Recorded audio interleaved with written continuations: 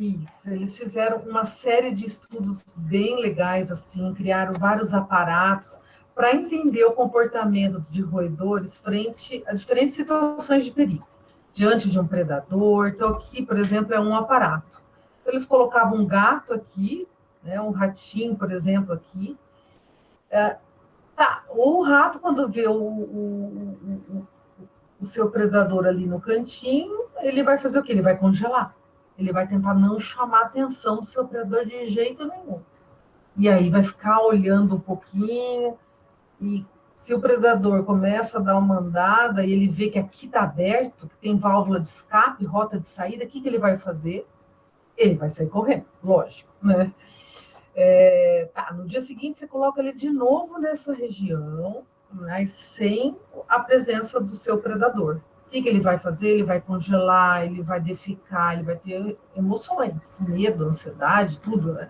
Se tiver válvula de escape, ele sai correndo, ele vai fazer muita avaliação de risco, cauteloso, para ver se ele vem, não vem, está com fome, tem comida aqui, enfim, ele vai. E eles observavam cada comportamento desses animais diante dessas situações distintas. Também eles fechavam as rotas de saída e poderia haver o confronto, né, presa-predador. Eles observavam o comportamento de luta do animal. Aí ele ia lutar, saltar, né, pela sua sobrevivência. Bom, então, segundo vários estudos, né, a definição de ansiedade, a principal distinção de ansiedade e medo é que a ansiedade seria uma emoção relacionada a um perigo potencial, não necessariamente real. Né? Não é porque, por exemplo, prova de química orgânica, tá? É um perigo real ou não? Alguns vão falar que é real, não necessariamente, né? Não é porque você tirou 0 na primeira prova que na outra prova você vai tirar. Então, é um perigo potencial, é incerto isso, né? Agora, e quais as regiões límbicas ou do encéfalo são bastante ativadas, estão modulando essa emoção? A amígdala, o córtex pré-frontal e o hipocampo, tá? O hipocampo aqui também é aprendizado, né? A ansiedade está relacionada também a um condicionamento, a um aprendizado. Se você tirou 0 na prova de química orgânica, você vai ter ansiedade na próxima. Por quê? Porque você aprendeu que a química orgânica não é fácil. Tá. Medo. Medo é uma emoção mais relacionada a um perigo real. Tá? Então, se você está vendo o predador, você está com medo. Então, essas são as principais distinções. Quais as regiões encefálicas envolvidas? A amígdala, ela é quem vai receber todo o processamento da percepção, de estímulo, de aprendizado, passa pela amígdala. Ela é uma estrutura que é como um filtro das emoções, né? O hipotálamo medial, uma estrutura bastante importante nesse momento aqui de resposta de medo, e a substância cinzenta periaquedutal, ou seja, estruturas primitivas aqui do tronco encefálico estão ativadas, porque o medo é uma resposta iminente, inata, é algo inconsciente, não está associado ao condicionamento, né? Simplesmente está ali, né, o seu predador, e você tem isso inato, tá? Bom, agora falando um pouco dessa emoção, da ansiedade no nosso país, tá? Eu trouxe esses dados aqui para vocês terem ideia, talvez muitos de vocês já saibam disso, mas o Brasil é o país com a maior taxa de pessoas com transtornos de ansiedade no mundo, e o 5º em casos de depressão. Então, segundo estimativas da OMS, né, 9,3% dos brasileiros, esse índice deve estar bem maior agora, tem algum tipo de transtorno de ansiedade, e cerca de 6% com depressão. Tá? Então, infelizmente, são dados. Como eu faço pesquisa, tenho alunos de pós-graduação, a gente está discutindo esses temas todos, e aqui é uma revisão sistemática e meta-análise de depressão, ansiedade e ideação suicida entre, infelizmente, estudantes de PhD. Então, nessa comunidade específica de estudantes de pós-graduação. Infelizmente, os dados não são animadores, né? Então, a depressão e a ansiedade são altamente prevalente entre esses estudantes. Mas isso não somente estudantes de pós-graduação, né? Nós podemos estender para outros ambientes, para outras mini-comunidades, vamos dizer, por exemplo, ambiente escolar, adolescentes, crianças, né? Pessoas de idade, né? Os índices de ansiedade e depressão também são bastante altos a partir dos 50 anos.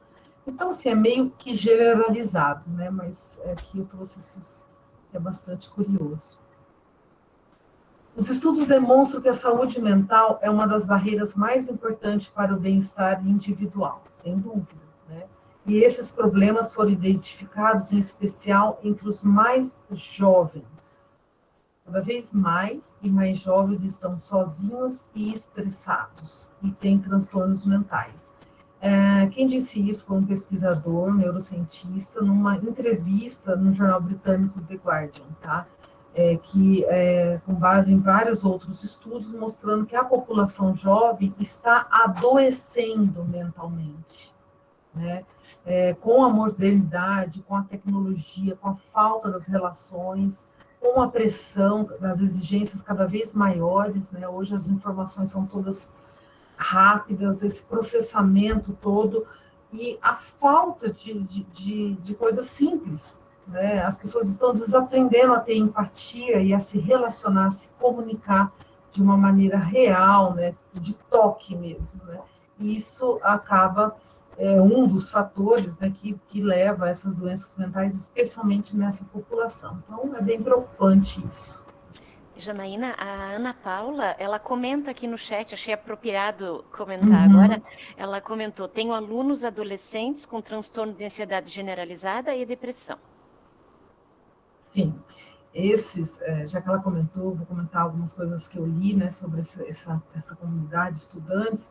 As crianças, adolescentes, eles tendem a dois comportamentos, a se isolarem um pouco, né, confundido até às vezes com timidez, ou às vezes tem uma super reação quando tira uma nota baixa na prova e chora, aquela pessoa uma reatividade emocional muito grande, tamanha ansiedade, né, exigência, autoexigência, e também, às vezes, por falta de preparo de professores, aqui no nosso país, prepara-se muito mal, né, todos os profissionais, né, eu me incluo. Muitas vezes é cobrado do aluno, falta o professor ter essa percepção, né? E aí cobra do aluno que ele se apresente, se exponha na turma, tal. Então assim, existem países, né? E aí, por exemplo, Noruega, Dinamarca, que estão no ranking dos países de pessoas mais felizes, né? E bem-estar, e no qual eles têm preparo, né? Existem técnicas que os professores, eles passam por técnicas e eles aplicam abordagens emocionais com os seus alunos para que eles tenham estratégia emocional para lidar ali com competição. Então, é bem legal esse tipo de situação, né? Mas, infelizmente, isso é muito triste. No nosso país é complicado, porque quando a gente olha o porquê desses dados no Brasil, nós vemos que muito dessa ansiedade está associada a fatores socioeconômicos, como pobreza e desemprego, e fatores ambientais, como estilo de vida. Então, você imagina uma criança crescendo num contexto, vendo seu pai desempregado, passando fome, e aí briga, enfim, drogas e tudo mais, que futuro ele vai ter, né? As crenças, às vezes cobranças com religião. Então, aqui no nosso país, nós temos uma série de fatores, e esses são os principais, que estão desencadeados a essas doenças, os transtornos de humor e ansiedade. Tá? Quando a gente fala que esses fatores são os mais importantes, ou parece ser os mais prevalentes nessa relação com ansiedade e depressão, esses dados, essa conclusão, né, são feitas baseadas no quê? Em países exemplos, Suécia, Noruega, Dinamarca, Finlândia, o que eles têm de diferente da gente? Por que o ranking de felicidade e bem-estar deles é maior? Porque eles são felizes. Então, são pessoas que vivem de maneira digna, né? Que todos têm acesso a uma excelente educação, né? No qual os professores, profissionais de educação ganham bem, são valorizados e têm qualidade de vida, né? Saem do trabalho 4 horas da tarde. Enfim, é outra mentalidade, estratégia, organização de sociedade e, na verdade, países que priorizam, né? Educação, saúde mental, que tem tudo. Tanto priorizam que um dos tratamentos que tem surtido muito efeito nesses países, sabe qual é? Vitamina de cultura. Na língua deles, deixa eu ver se eu coloquei aqui, culture vitamina.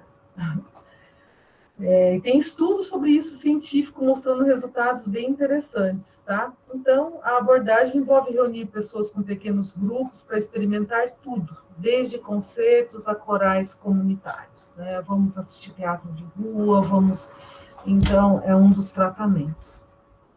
Então, quando a gente lê, assim, a gente fica triste, né? A gente vê o quanto que o nosso país está doente, né?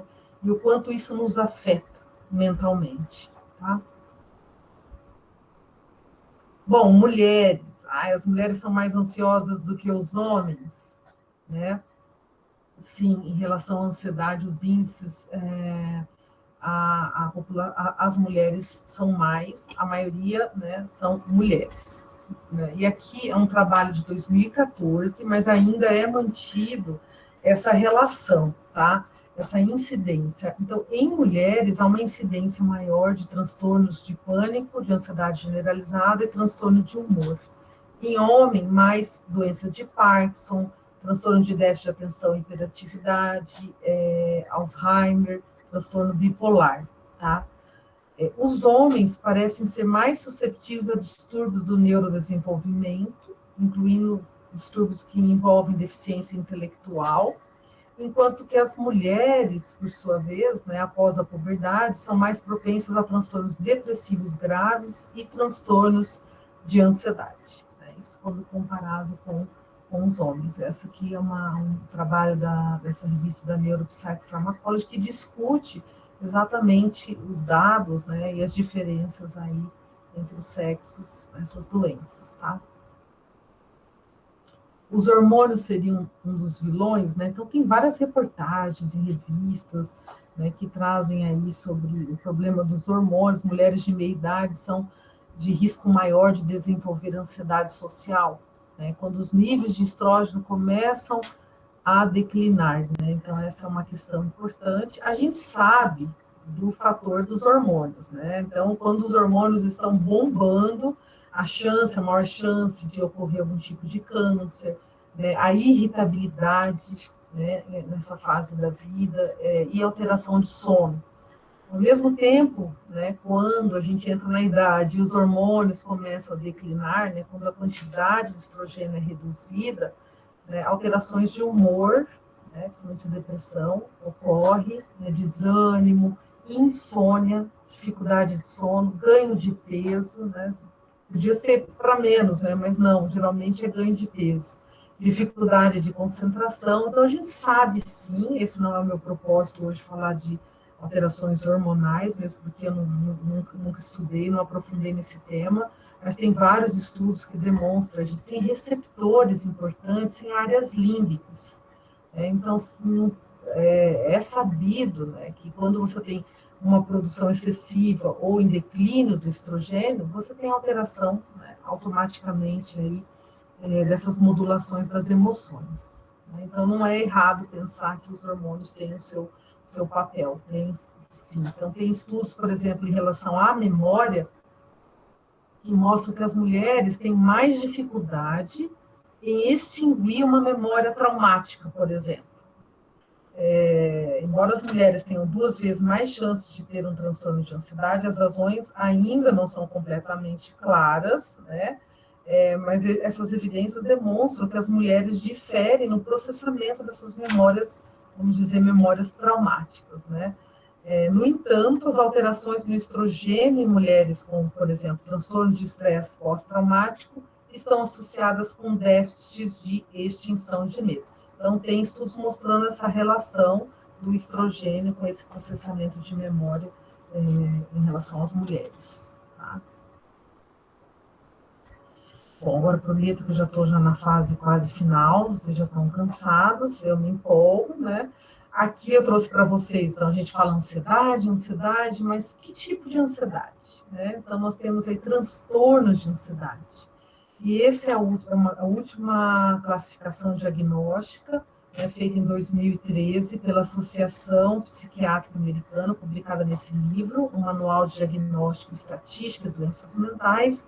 E nós temos aqui agorafobia, agora é aversão de lugares, pessoas que têm aversão de determinados lugares.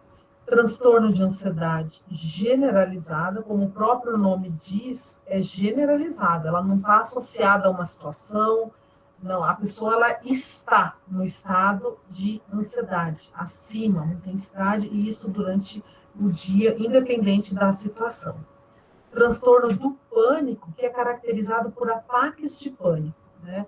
Então, a pessoa tem picos de ansiedade, que dura até 13 minutos, né? E que podem ocorrer de maneira inesperada, né? Isso ocorre, é extremamente desagradável, a pessoa acha que está tendo um infarto e que vai morrer, é uma sensação de morte iminente, horrível, né? Se você conhece alguém que tem transtorno de pânico, por acaso tem, você sabe o quão difícil é, né, essa sensação durante os ataques de pânico.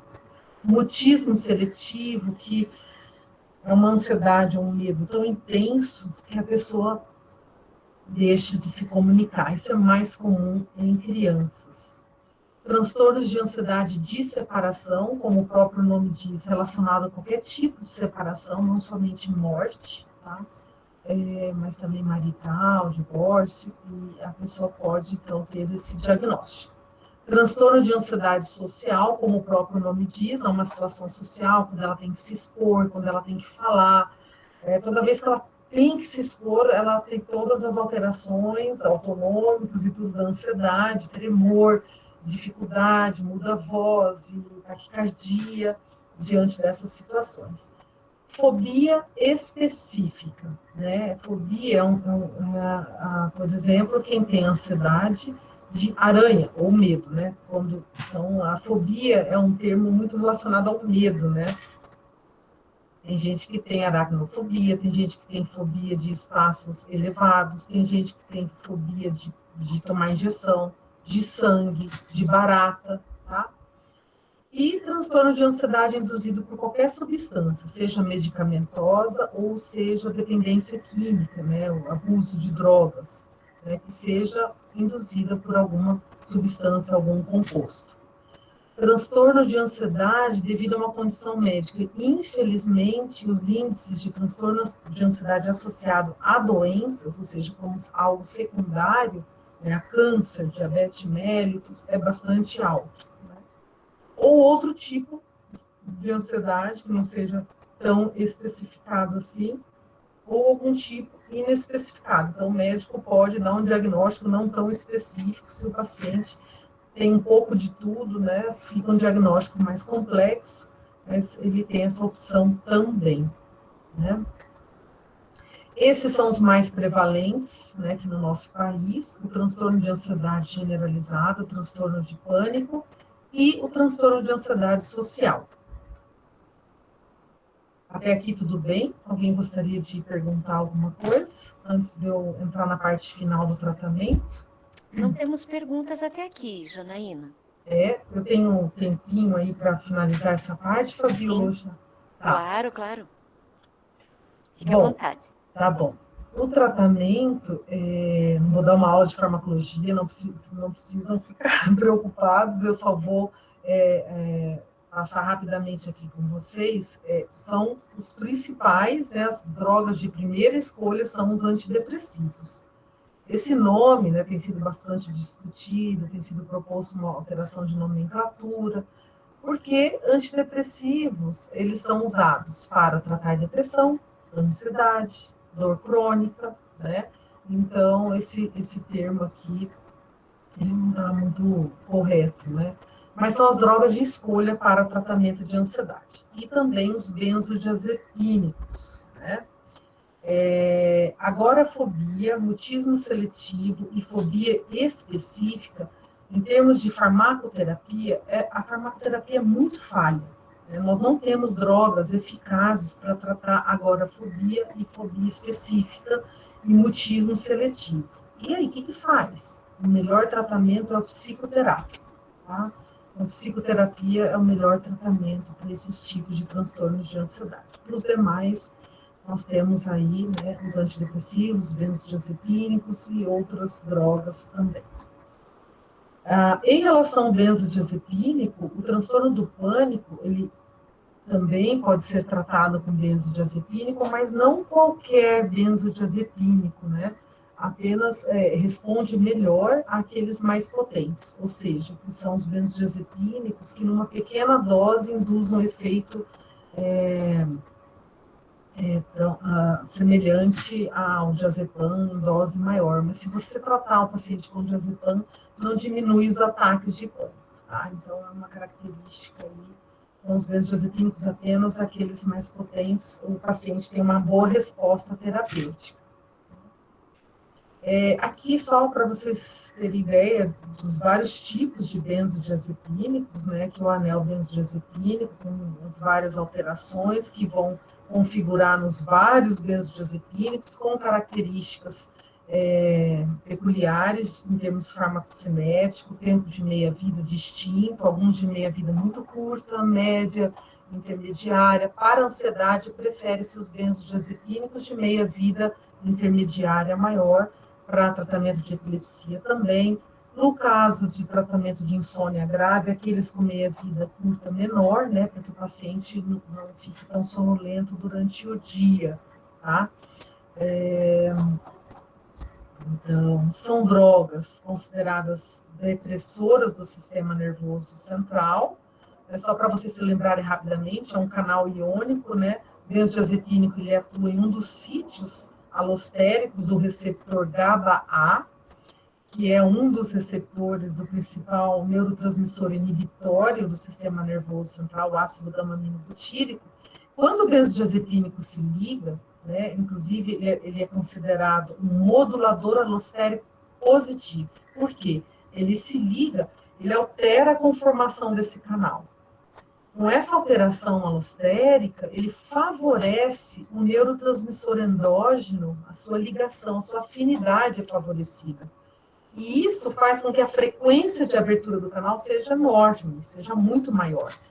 E no interior dos neurônios, das células, nós temos carga negativa, e ele é permeável ao íon cloreto, então vai hiperpolarizar a célula.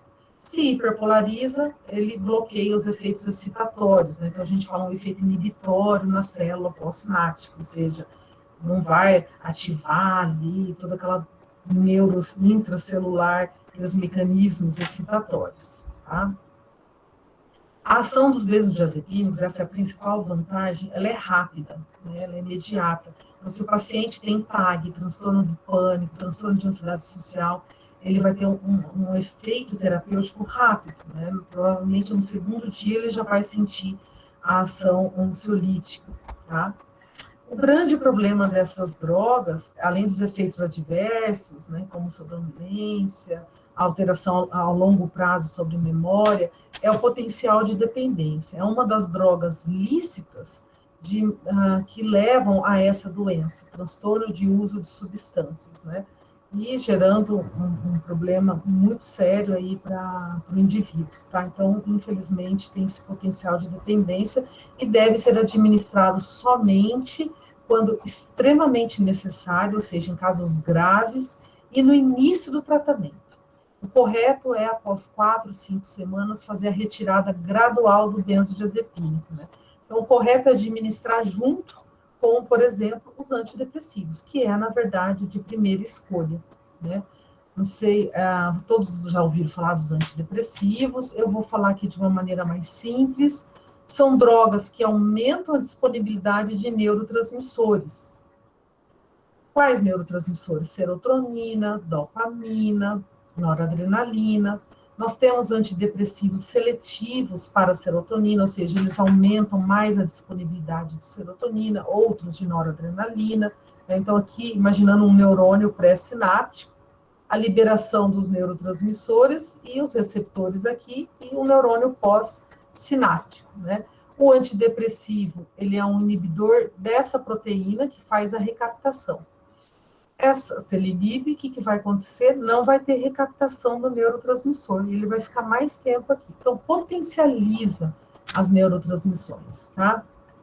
Esse é um mecanismo básico dos antidepressivos. Nós temos outros que atuam inibindo a enzima que degrada esses neurotransmissores. Bom, se essa enzima que degrada serotonina, noradrenalina, dopamina está inibida, eu vou ter como consequência o aumento da disponibilidade de neurotransmissores. Então, vocês veem que o mecanismo é distinto, mas nos dois casos nós temos um aumento da disponibilidade. Nós potencializamos sistemas de neurotransmissores, de maneira seletiva ou não, né? Aqui para mostrar só a enzima, né, inibida, e aí, consequentemente, o neurotransmissor volta para a fenda sináptica. Bom, uma vez essa disponibilidade maior na fenda sináptica, nós vamos ter maior ação desses neurotransmissores em receptores, né? E, portanto, se comunicando com a célula pós-sináptica. Então, uma conversa, uma via, uma neurocircuitaria ativada em função da ação potencializada desses neurotransmissores. E nós temos outros, né, que atuam por mecanismos multimodais. Além de inibir essas proteínas de recaptação, eles atuam como antagonista, agonista de diferentes receptores, tá? Esses mecanismos multimodais estão associados a efeitos, por exemplo, melhores, né? Porque a gente sabe que a ação agonista em receptor de serotonina 1A é uma ação benéfica para a ansiedade e para a depressão, né? Bem como o bloqueio de um receptor de serotonina denominado de 5-HT2, né, um antagonista, né, também causa um alívio aí na ansiedade, uma melhora do humor, tá? Então, com base no conhecimento, essas drogas mais novas já têm esses mecanismos multimodais. O grande problema é que, diferente dos benzodiazepínicos, há uma demora de 4 semanas para que o efeito com os antidepressivos eles ocorram, tá? E isso é um grande desafio no tratamento. Eu vou passar aqui, porque eu acho que não precisa falar. Então, geralmente, inicia-se o tratamento com um benzodiazepínico e um antidepressivo. Caso, após 4 semanas, o que acontece? Há uma retirada gradual do benzodiazepínico e mantenha-se com o antidepressivo, tá? Aqui um exemplo, esse benzodiazepínico é altamente potente, lorazepam, um dos que pode ser usado para diminuir o ataque de pânico, né? Nós temos outros, o agonista de receptor 5-HT1A, que é um receptor de serotonina, que eu falei para vocês, que vários estudos em animais mostram uma ação ansiolítica, né? Então, nós temos a buspirona, gepirona, ipsapirona, né? Para essa ação ansiolítica. No entanto, também tem essa latência como dos antidepressivos. Se o paciente começar a tomar hoje, ele não vai ter essa melhora rápida, né? Precisa que ocorra aí essa latência de 4 semanas para que o efeito terapêutico ocorra, tá? E infelizmente, essas drogas, elas só têm um efeito terapêutico no transtorno de ansiedade generalizada. Não melhora transtorno do pânico, nem transtorno de ansiedade social, nem os transtornos relacionados à doença médica, à substância. Então, há essa limitação. Essas drogas são eficazes apenas no TAG e leve a moderado. Se o transtorno de ansiedade generalizada é considerado grave, né, no diagnóstico, nem adianta prescrever essas drogas, porque elas não têm um efeito terapêutico desejado. E nós temos drogas como, por exemplo, o propranolol. Quando não há contraindicação, ele pode ser prescrito, por exemplo, para tratamento de transtorno de ansiedade social, que o paciente tem aquela ansiedade apenas quando ele vai se expor, precisa falar. E o propranolol, ele é um antagonista beta-adrenérgico. A principal função dele, né, é de minimizar os efeitos autonômicos da ansiedade. Um deles é a taquicardia. Né, porque quando você vai apresentar, seu coração dispara, isso aumenta a ansiedade. Você começa, meu Deus, olha meu coração. e aí os outros efeitos autonômicos, você começa a ficar com a sua ansiedade. Então, se te dá esse alívio, automaticamente a sua ansiedade também diminui, tá? E nós temos outros, como antihistamínicos, anticonvulsivantes, ou reposicionamento de fármacos, está na moda também, reposicionamento de fármacos. Fármacos antes usados apenas para tratamento de epilepsia, convulsão, como a pregabalina e esses outros, hoje são usados para tratamento de dor, hoje são usados para tratamento de ansiedade grave, e também de depressão, principalmente quando há comorbidade, né? Bem como os antipsicóticos atípicos, né? Os mais novos, que antes eram usados para esquizofrenia apenas, hoje eles podem ser usados para tratamento grave de transtorno de ansiedade e transtornos de humor. Principalmente em pacientes que já tentaram todos os tipos de terapia e não respondem, que são resistentes aos tratamentos que nós temos, né? Nós temos vários tipos de antidepressivos, então eles podem ser prescritos, tá? E aqui é o último slide, né? Só um exemplo aqui, como o TAG é bastante prevalente, como que seria aí a postura, né, de um profissional para a prescrição de medicamentos, né? Você tem um TAG leve, né, a moderado, sem sintoma de depressão, e fez uso prévio de benzodiazepínico, se a resposta é que não, né, não fez uso prévio de benzodiazepínico e não tem sintoma nenhum de depressão, tá?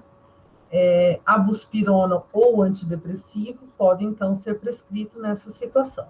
Agora, se o paciente fez uso prévio de benzodiazepínico, então dificilmente a buspirona vai ter um efeito terapêutico. Então, a prática clínica já mostra que se ele teve uma experiência já com benzodiazepínico, dificilmente a buspirona vai ter um efeito terapêutico desejado. Então, o médico já vai optar pelo antidepressivo. Que aí pode ser, dependendo da situação do paciente, idade, condição, um inibidor de recaptação seletiva de serotonina, um dual ou um tricíclico mesmo, né? Se o paciente apresentar efeitos adversos intoleráveis, ou seja, não se adaptar ao tratamento após um mês, ir lá reclamar, você pode ajustar a dose ou trocar de antidepressivo da mesma classe, que existem vários, por exemplo, fluoxetina, sertralina, são inibidores de recaptação seletiva de serotonina. Então, você vai fazer a substituição. Agora, se a resposta é insuficiente, muitas vezes o médico pode optar em prescrever associação com benzodiazepínico, né? Quando, principalmente, então ele vai falar, bom, então não é leve, tão moderado, vamos associar o benzodiazepínico aí de alta potência, principalmente no ataque de pânico, né? Como eu mencionei com vocês. Essa prescrição, geralmente, ela ocorre em casos graves, né? E quando há também sintomas depressivos juntos, né? Automaticamente o médico já vai prescrever e vai tentar a retirada gradual depois do benzodiazepínico. Quando ocorre, então, boa resposta, retirada gradual. Se a resposta é insuficiente, aí vai ter que ser feitas novas tentativas, retirar o benzodiazepínico e colocar um anticonvulsivante, ou um antipsicótico, então vai depender aí das características e condições do paciente. Mas, geralmente, esse é o caminho. Tá? Bom, pessoal, era isso que eu tinha para falar para vocês, né? Pincelando lá das emoções e chegamos aqui, né? E agradeço a atenção, peço desculpas, né? Se eu me cedi muito aqui na minha fala. Janaína, temos duas perguntas aqui. A primeira é, a ansiedade pode levar a um quadro de depressão? Pode, bem como a depressão também pode levar a um quadro de ansiedade. Né? Então, assim, porque a ansiedade, ela acaba prejudicando muitas vezes a comunicação do paciente, e nesse momento ele pode começar a ter pensamentos também depreciativos, pessimistas, pelas próprias dificuldades em função da doença.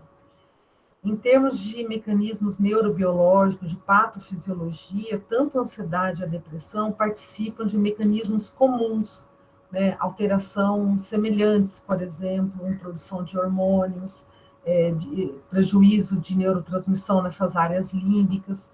Por isso que é bastante comum, na verdade, a comorbidade aí, depressão e ansiedade, tá? Porque eles compartilham de mecanismos patofisiológicos comuns e os próprios sinais e sintomas da doença pode favorecer, por exemplo, a depressão. Certo. Temos aqui a última pergunta. Gostaria de saber sua opinião sobre o uso de psicodélicos que vêm sendo estudados em transtornos depressivos. Esse é um assunto que tem muitos pesquisadores lá da Unifesp que trabalham com isso. Eu também posso deixar um link de uma palestra bem legal sobre os psicodélicos alucinógenos. Bom, o que eu posso dizer para vocês? Tem vários relatos de casos de usos dessas substâncias em casos graves de depressão, ansiedade e também de transtorno de uso de substâncias como o crack, né? Então, ao mesmo tempo que a gente vê relatos de casos mostrando realmente que ajudou os pacientes na condição deles, no caso a depressão grave, diminuiu, tirou a ideação suicida do paciente, tudo, nós também temos relatos de casos, infelizmente, o oposto, no qual houve precipitação de surtos psicóticos, anorexia e morte, né? Precipitou crise de mania, né? O indivíduo tinha transtorno bipolar, fez o uso, por exemplo, de ayahuasca, né? E teve mania. Então, assim, a gente vê os dois lados, né? O fato é que tem um potencial terapêutico, e isso é inegável, por isso vários estudos estão sendo conduzidos nesse sentido. O que eles têm em comum? Eles atuam muito no sistema serotonérgico. Então, isso nos mostra o quanto que nós ainda temos que estudar, o quanto ainda é falha o conhecimento da neurobiologia dessas doenças, né? Porque nós temos aí antidepressivos, essa latência e a necessidade urgente de drogas com efeito rápido e que haja uma boa tolerância ao tratamento por parte dos pacientes, né? Então, bom, a gente tem que acompanhar aí os estudos, né? Com certeza, assim como aconteceu, por exemplo, com a maconha. Hoje nós temos um fitocannabinoide aprovado pela Anvisa. Hoje nós temos um psicodélico, um alucinógeno, podemos dizer assim, como a ketamina, aprovado pela Anvisa no final do ano passado, que é um anestésico dissociativo, então ele também causa esses efeitos, né, de alucinação, dependendo da dose, e que hoje foi aprovado por via intranasal para tratar pacientes de casos graves. Eu digo assim, que a gente conhecendo um pouco mais dos mecanismos, né, aumentando os estudos em animais e em humanos, e explorando e batalhando para conhecer mais a ação dessas drogas, como aconteceu, por exemplo, com o canabidiol, né, que é um dos fitocannabinoides, a gente com certeza futuramente poderemos ter drogas eficientes e que não causam esse efeito, né, psicodélico, essa alteração aí, essa psicotomimética, né, desses compostos, tá? Uhum. E Janaína, a Ana, que fez a pergunta, a ansiedade pode levar à depressão, também pergunta, como podemos ajudar? Acredito que seja nesta situação. Como podemos ajudar? Nessa questão de que a ansiedade pode levar a um quadro depressivo. De Talvez ela... depressão. É, À vontade, Ana. Ana, eu queria saber como ajudar, uma vez que eu sou professora, eu tenho muitos alunos que são muito novos, inclusive fazendo tratamento com esse tipo de droga, e eu até tinha pensado assim, será que é pro resto da vida que eles vão ter que fazer? Aqui na minha cidade, os casos de suicídio é justamente nessa faixa etária, de adolescente até 25 anos, e é muito complicado, até porque existe muito tabu em desenvolver essas conversas, né, com os alunos. E aí, como ajudar? Olha, Ana Paula, o conselho que eu daria era o seguinte, vocês, professores, conversarem sobre isso, a escola proporcionar para vocês fazer algum tipo de estudo sobre como lidar com esses jovens nesse aspecto emocional, né, e de repente criar ou desenvolver alguma atividade que trabalhe exatamente essas questões, às vezes convidando profissionais para dar uma palestra mais interativa, com exemplos, né, educativa mesmo, sabe? Esse é um conselho que eu dou. Um outro também, com base nesses outros países que já tem toda uma estratégia para lidar com isso, é conversar com os pais. Eu sei que isso é outro desafio muito grande, né? Porque, às vezes, a criança tem todo aquele comportamento porque os pais não colaboram, né? Então, é uma situação difícil. Mas eu acredito que se essa situação de conversar com os pais não resolve, em algumas situações pode resolver, que eu acho que sempre vale a pena, né? Porque sempre tem aqueles pais que simplesmente só não conhecem, não entendem, né? Então, essa conversa com os pais vai fazer com que o pai se preocupe, volte a atenção para o filho, e de repente leva para uma psicoterapia, aqueles pais que têm condição. Porque a psicoterapia ela é maravilhosa em crianças e adolescentes, deveria ser algo básico, assim, né, para a criança dar atenção para o que ela é, para o que ela sente, e se compreender no mundo também, e criar posturas de sobrevivência, né, que sejam saudáveis. E na escola, o que eu sugiro é isso mesmo, que vocês, professores, se reúnem, conversem sobre o tema, vão atrás de uma assessoria e de trazer profissionais para a escola que tentem fazer atividades com as crianças ou que falem sobre o assunto, quebre esse tabu. Tá? E eu queria fazer mais uma pergunta, que assim que você começou, você fez um comentário que você estava trabalhando com diabetes, animais, modelos animais, né, diabetes, mellitus, e a questão de transtornos. Existe uma relação estreita? Existe. Existem vários estudos que mostram que pacientes diabéticos, tanto do tipo 1 quanto do tipo 2, se você comparar com a população não diabética, a população diabética tem uma prevalência, um índice muito maior de ansiedade, depressão e TEPT, inclusive. Né? Tanto essas doenças podem levar, por exemplo, o diabetes pode levar também à depressão, à ansiedade e ao TEPT. Como essas doenças também podem levar ao diabetes mellitus, principalmente tipo 2, né? Pelas alterações que ocorrem de hormônio, metabólica. Tá certo. Obrigada. Eu que agradeço, Ana Paula. Não temos mais perguntas aqui, Janaína. Tá bom, então. Pessoal, muito obrigada aí por terem ficado, participado comigo. Espero que tenham gostado. Agradeço muito essa oportunidade mais uma vez. Muito bem. A gente que agradece, Janaína. Foi uma fala excelente, muito completa. É bacana porque vocês lá da Farmaco, né, são instrumentalizados para abordar essa questão medicamentosa, né, trazer um pouco mais de profundidade nesse sentido, né?